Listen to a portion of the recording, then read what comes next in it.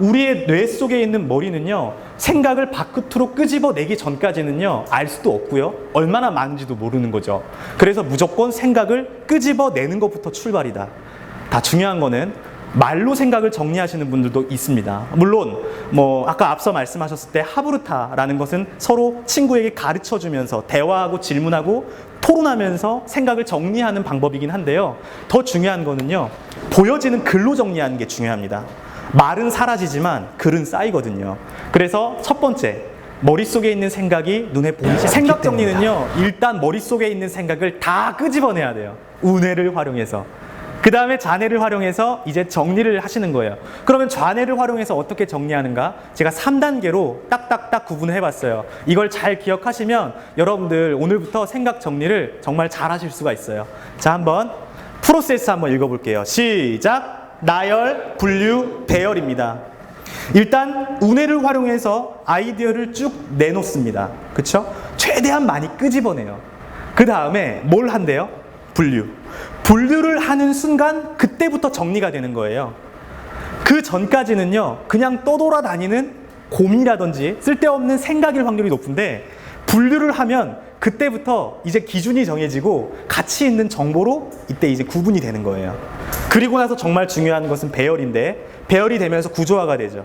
우선순위가 매겨지면서 정보의 어떤 구조적으로 이제 그 뼈대가 이제 만들어집니다. 그래서 나열, 분류, 배열이다. 이 정도만 마인드맵이 생각의 지도고 생각 정리를 잘하는 도구인 건 아는데, 이걸 우리가 언제, 어디서, 어떻게, 그리고 누가 만들었는지, 왜 만들었는지, 어떤 원리인지 우리가 알지 못하고 사용한다라는 거예요. 그래서 결국 이 프로그램을 사용하게 되면은 생각이 정리가 되는 게 아니라 오히려 이 프로그램 때문에 우리 머릿속이 복잡해지는 사람들이 늘고 있어요. 좋은 건 알겠는데. 자, 한 이 정도는 우리가 알고 있어야 되는 생각을 해요. 한 페이지로. 제가 한번 설명을 해드릴게요. 이 프로그램은 누가 만들었냐면은 1970년도에 영국의 토니 부잔이라는 사람이 만들었대요. 이 프로그램은 왜 이 토니 부잔이 중요한지 설명을 해드릴게요. 이 토니 부잔이라는 사람이 언제 이걸 만들게 되었는가, 이 질문이 상당히 중요해요. 지금 뭐 하고 있어요? 예. 토니 부잔이 대학원을 다닐 때예요. 대학원 다니면 뭘 많이 하죠? 공부와 연구를 많이 하죠. 근데 좌절을 해요. 왜요? 그 연구하는 게 어렵기도 하고 머릿속에 남아요, 안 남아요? 안 남아요. 정리가 돼요, 안 돼요? 안 되는 거예요. 천재와 일반인의 차이가 뭔지 아세요? 천재는 이 문제점을 어떻게 해서든 해결하려고 하는 거죠. 일반인들은요, 그냥 넘어가요. 토니 부자는 이 문제점을 해결하려고 했던 거예요. 즉, 마인드맵은 공부할 때 어떻게 하면 이 두뇌를, 기억력을, 이해력을, 사고력을 잘 쓸 수 있을 것인가에 대한 도구예요. 근데 여기에서 이제 더 큰 문제는 왜 우리는 기억을 못하고 이해를 못하고 생각을 못하는가? 여기 파고들었겠죠. 그거는 직선적 사고 때문에 그렇대요. 여러분들 책 보면은 위에서 아래로 읽죠. 그걸 직선적 사고라고 얘기를 하는데, 그 사고 방식이 우리의 생각을 가로막는다 생각했던 거예요.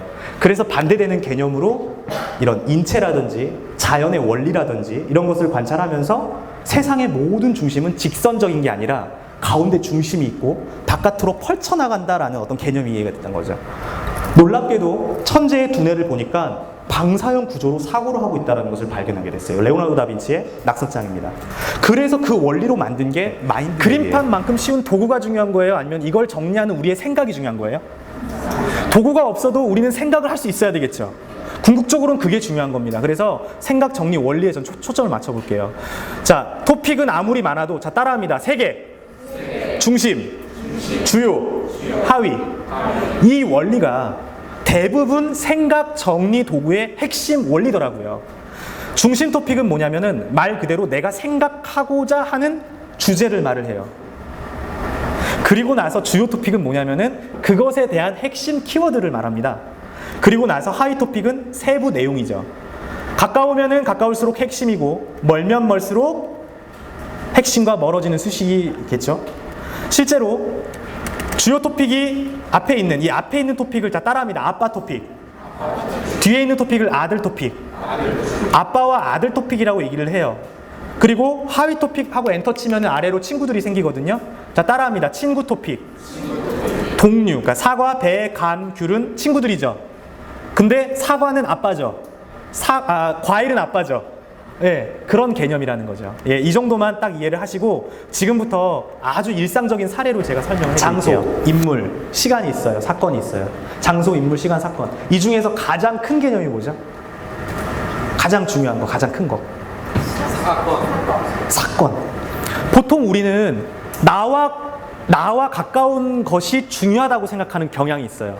근데 논리적인 사람은요, 나를 중심으로 축을 세우는 사람이 아니라 논리적인 사람은 상대의 축에서 객관적으로 생각하는 사람들이 논리적인 사람이에요. 자, 그 입장에서 다시 봅시다. 객관적으로 인물, 사건, 장소, 시간 중에 가장 큰 게 뭐예요? 시간이죠.